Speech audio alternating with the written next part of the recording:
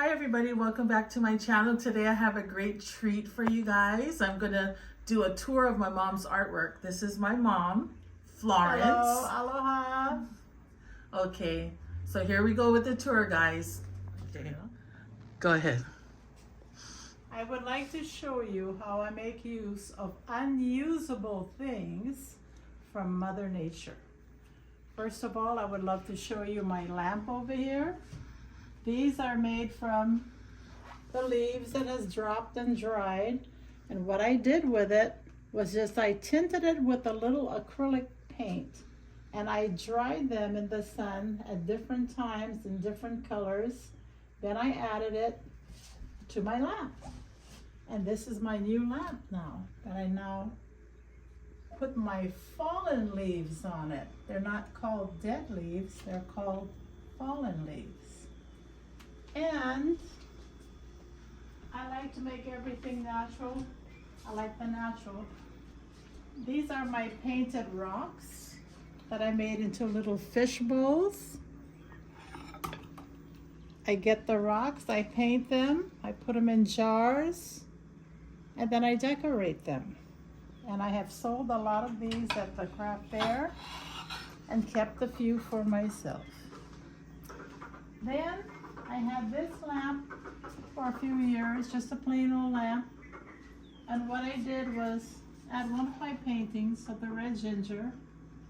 And these are breadfruit tree leaves that I tinted with a little bit gold acrylic paint to match the netting. And then I got these twigs that I found outside and added it to my lamp. And now you have a more decorative lamp. Instead of just a plain wicker lamp, you have a decorative lamp, more personable. Then we have my pictures on the wall. These pictures were taken here in Hawaii. Close-up pictures of hibiscus, different kinds of plants. And they were taken, believe it or not, with my telephone camera. And I had them enlarged. It's the angle that you take the pictures that gives it the depth and the beauty and the natural. Then we have this coral that I found in the ocean that was rolling out of the sea. Nobody wanted it because it was very smelly and dirty. I got it, soaked it for about a week to get the smell out of it. And I added ulu leaves, which are breadfruit plant leaves. And I tinted it with my acrylic paint and iridescent paints to make it shine a little bit. This is the same leaves that I use on my lamp, but I dried them at different angles and I added them to a driftwood, put some coral inside here, made a different kind of centerpiece. And here's the same leaves again, tinted a different color,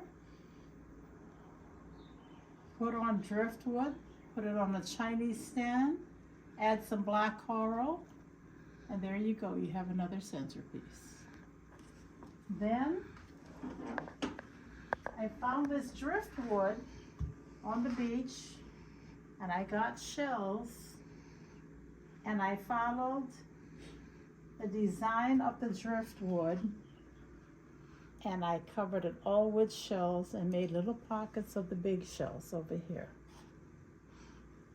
And I put that next to my fallen leaves again, different size leaves. And all these leaves came from one little thin plant.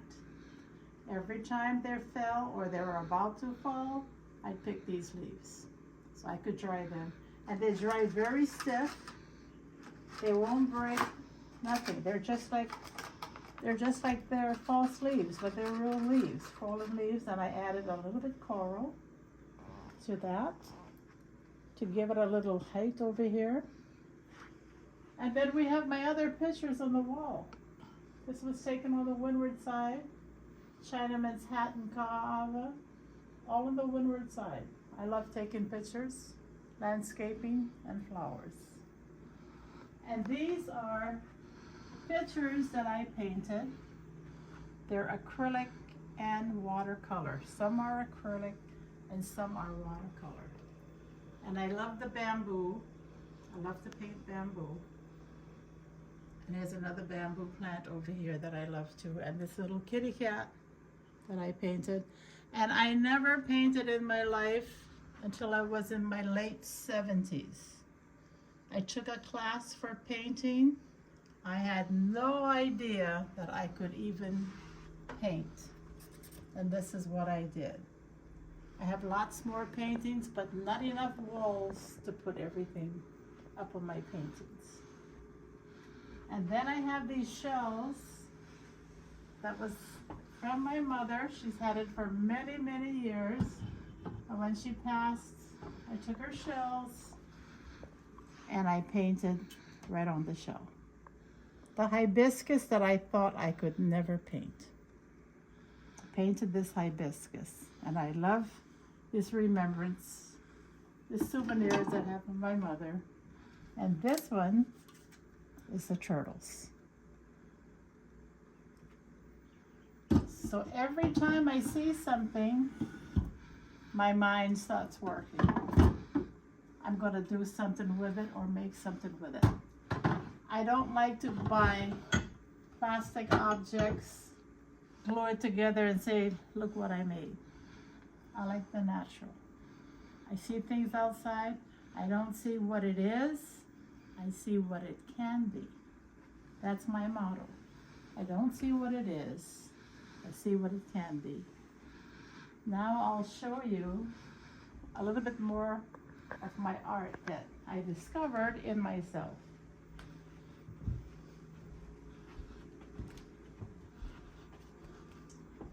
I found my sketchbooks one day in the closet, and I thought, oh, let me draw a picture. Now I have never drawn a picture of a human being ever in my life. I'm in my 80s, and I took that pencil, took my husband's picture with his Navy uniform, and I started drawing, and it shocked me. It doesn't look entirely like him, but the fact that I was able to draw a human, I never knew I had that in me. I have a lot of hidden stuff that I really need to get out, because at age 80, you ain't got much time left. So here's a picture I drew of my husband Joe in his Navy uniform when he was in his 20s. And this is him over here. Like I said, it's not the exact looking picture, but I never knew I could draw eyes, a nose, a mouth, a face until I did it, and that was just last month that I tried. And here's a picture of my son. And this is the real picture of him, John,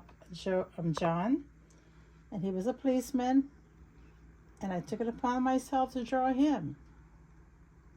Then I decided I need to draw all my kids, because you draw just 2 of them, the other 2 ain't gonna be too happy because there ain't no picture of them. So I got me my sketchbooks, and by the way, I got the sketchbooks because I was gonna take art classes.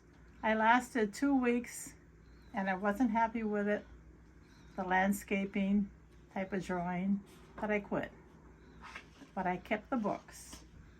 And this is my other son, Joe. I don't have his formal picture of him, but I drew him too. I'm very proud of the fact that after never ever drawing people and being able to draw eyes, nose, and a mouth, and shade, it's unbelievable. It surprises me. Then I thought, well, if I'm drawing them, why not draw me? And that was the hardest person to draw, was me. And I might look like a glamour girl, but I'm not. I was trying to draw this picture of me when I was 17 years old, in high school, graduating actually.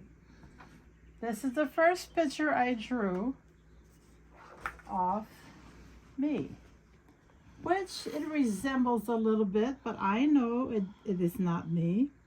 But I still have to erase straw, because this is what I do when I do these pictures. Then I said, let me do another one. So here I am again. And I said, no, that still doesn't look like me. Her chin is too sharp over here. I have to change that. But I am going to work on these pictures to make these two look like this one. And I love sketching, something I never did in my life. Remember, I'm in my 80s, and I did it for the first time last month. And here's the third picture I did of me. So I've got more work to do by working on all three and see which one comes out looking like me, if any. So never give up and say, I can't do it.